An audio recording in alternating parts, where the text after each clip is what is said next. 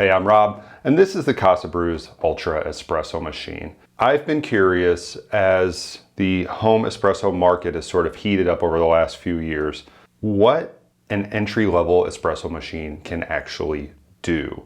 I've done some testing on other machines, but this machine in general can be purchased from anywhere from just under $200 to maybe $250 or so, depending on where and when you buy it. So if you are thinking about an entry-level machine, if you were thinking about this machine or a Casabrews machine, I'm gonna walk through my impressions of this machine, the features that I think make it stand out, maybe some of my criticisms or constructive critique of this machine so that you can understand whether you wanna buy it or not. Casabrews sent it to me. They asked me to review it. Of course, I'm always gonna be honest in my reviews. So let's get into it. So first, let's talk about the key features of this machine, kind of the selling points that you should be aware of when you're looking for an espresso machine. It's a thermoblock driven machine, and that means that it doesn't have boilers. It is heating water on demand for both your group head, your espresso, and for your steam wand. And what that means for you is you can turn this machine on and be making coffee in a couple minutes. And so that's a big selling point for a lot of people.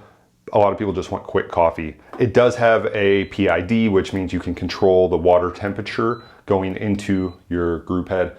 That's important because different coffees respond better or worse to different temperatures. It's pretty easy to change. You hit the hot water button for 5 seconds and it will let you select the temperature that you want and then save that temperature. Now it's only an 8-degree range in temperature. So basically like 194 degrees on the low end up to 204 degrees on the high end, but that is enough to make a difference. Another feature that they offer is programmable shot volume. What that means is you can actually create a recipe and save that recipe either here or here. So kind of like if you have a single shot recipe or a double shot recipe that you like, and you can program the amount of water that will flow through the espresso machine, essentially making it so you could just touch this button and theoretically get the same shot time after time after time. It's a good feature.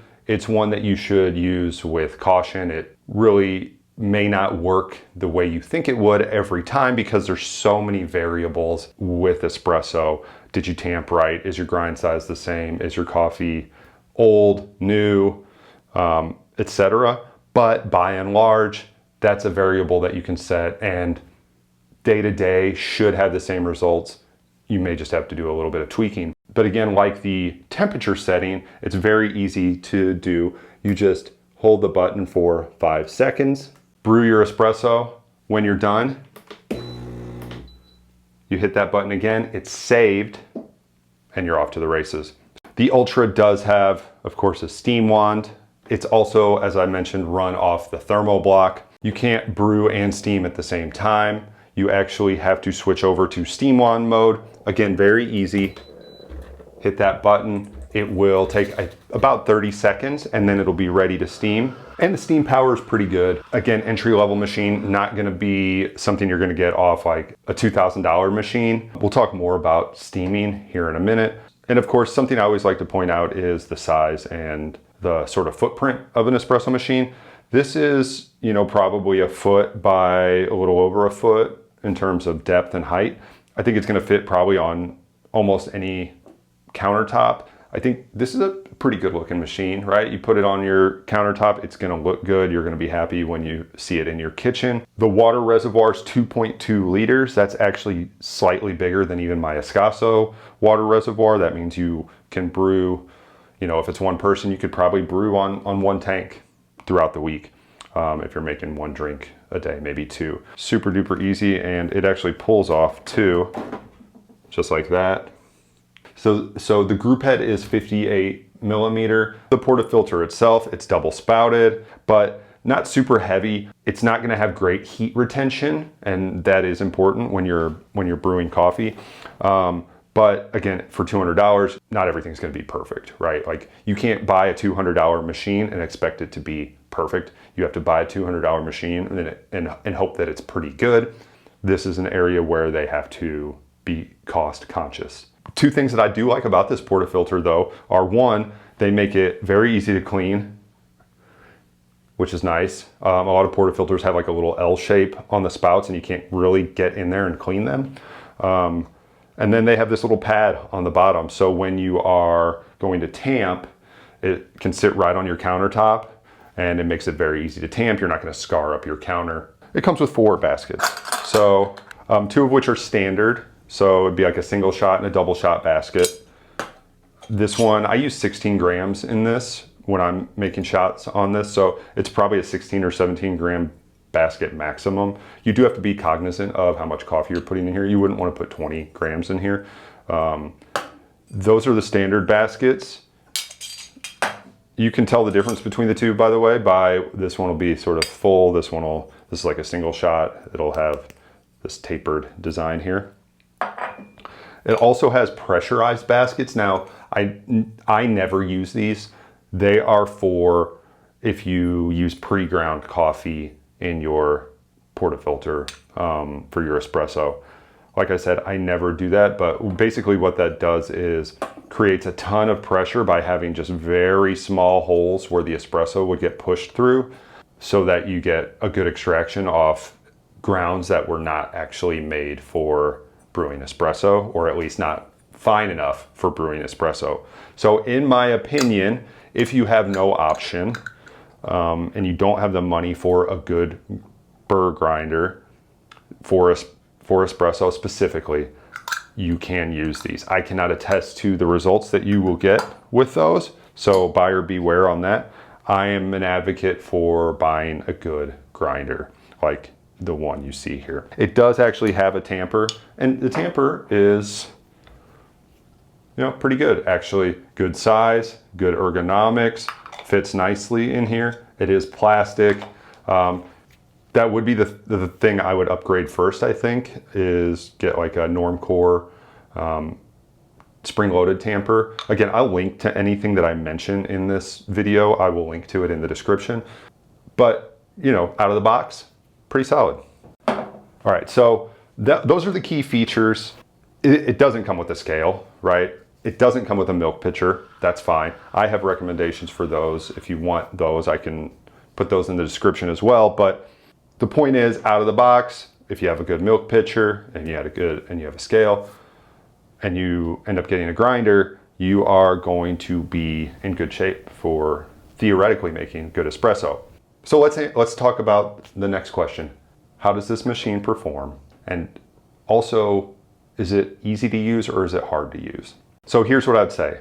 From an ease of use standpoint, Casabrews, they make it easy.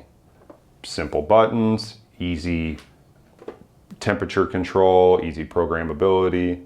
In terms of results, here's what I found. The Casabrews itself has the ability to make good espresso, but it's about the coffee and the grinder. What I found was that it performs just like any other espresso machine, except for one thing, and that was when I stopped brewing, there was quite a bit of continuous flow, meaning if I left my cup underneath, I was gonna get probably another 10 milliliters of liquid espresso. I didn't want that. I wanted to have pretty tight parameters of 2:1, so 32 grams out from 16 grams of coffee. Not the biggest deal, something to be aware of for you. Will it make espresso as good as the Espresso or the La Marzocco, Linea? No, there are technological limitations to a $200 espresso machine that we don't have time to go into for this, but people that are buying a $200 espresso machine are probably not searching for the God shot necessarily. They are looking for a pretty good machine at a reasonable price that can get them a good espresso shot to make with their iced latte or for their hot beverage. That brings us to our next point. Let's talk about the steam wand. So as I mentioned earlier, the steam wands run off a thermo block. It's not a boiler. Boiler machines tend to have more pressure and more steam power. Thermo blocks, their benefit is that they are quick. They don't have as much power. So you do have to be able to understand how a thermal block steam wand works and kind of the method that's going to get you the microfoam, that silky steamed milk that you want. That said, you just kind of have to finesse this steam wand. So who is the Casabrews Ultra for? I think it's for the person that wants to get in on the espresso game, very cheap. If you're going to use pre-ground and you don't have any accessories or anything like that, you just want something strong, quick, pour it over ice, hit the road, this is the machine for you. It's going to work out perfectly. If you're someone who wants a little bit more out of your espresso and your espresso drinks, you are going to have to get some other accessories, a grinder, a scale, maybe the bottomless portafilter so that you can sort of diagnose how your espresso is brewing, maybe an upgraded tamper. You're probably going to be more in the $500 range, all said and done, maybe even a little more expensive depending on the grinder that you get. I do have recommendations for accessories in the links. Those help support the channel if you buy through them. You can also get the Casabrews Ultra through that link as well. All in all, I'd give this machine a solid B, 8 out of 10 for the entry-level consumer. It's got a learning curve, they all do. The steam wand's kind of loud, whoop-de-doo, big deal. It's 200 bucks. It gets you in the game. It can do good things if you put time and effort into it. Go to robscoffeeguide.com if you want to see more reviews like this or other tips and tricks that I have shared. If you have a question, leave it in the comments. A subscribe and a like is always cool. I'll see you next time. Thanks for hanging out.